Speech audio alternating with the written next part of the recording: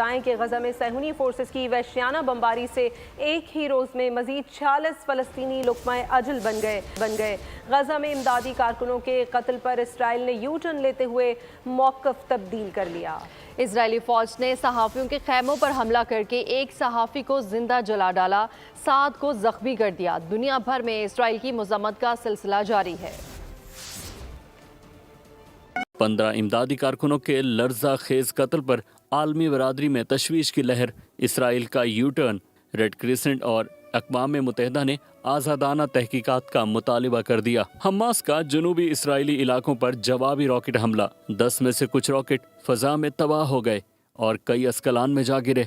मुतादिद गाड़ियाँ तबाह हो गईं। बच्चों की लाशों से लिपटे वालदैन के दिलसोज मनाजिर। शहीद छोटे बच्चों की तस्वीर वायरल।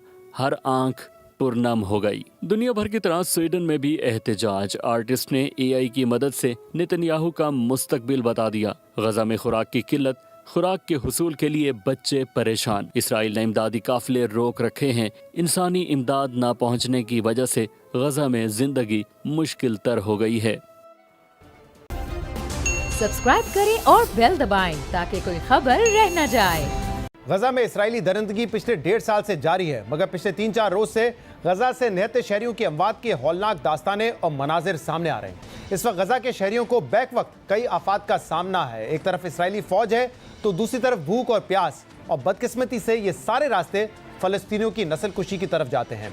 7 अक्टूबर 2023 से अब तक इसराइली हमलों में 50,700 से ज्यादा फलस्तीनी शहीद हो चुके हैं, जिसमें पिछले 24 घंटों में 46 अफराद की शहादत शामिल है। जबकि 18 मार्च को इसराइल की जानिब से जंगबंदी के मुआहदे की यकतरफा खिलाफ वर्जी के बाद 1300 से ज्यादा शहरियों को शहीद किया जा चुका है। गजा की वजारत सेहत के मुताबिक गजा इस वक्त अपनी आखिरी सांसें ले रहा है।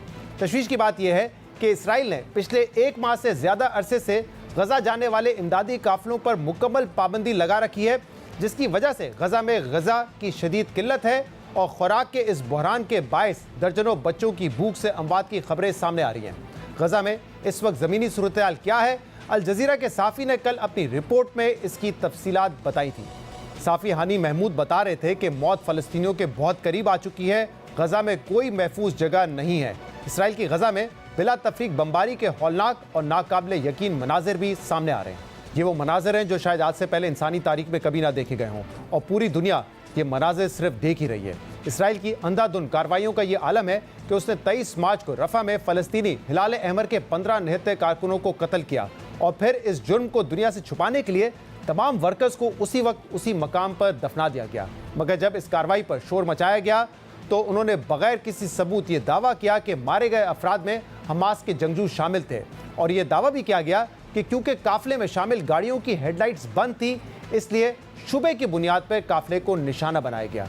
मगर कल न्यूयॉर्क टाइम्स ने इस वाक़े की मोबाइल वीडियो जारी की, जिसमें यह वाज़े देखा जा सकता है कि गाड़ियों की लाइट्स भी ऑन थी और हिलाल अहमर के वर्कर्स भी गैर मुसल्लह थे।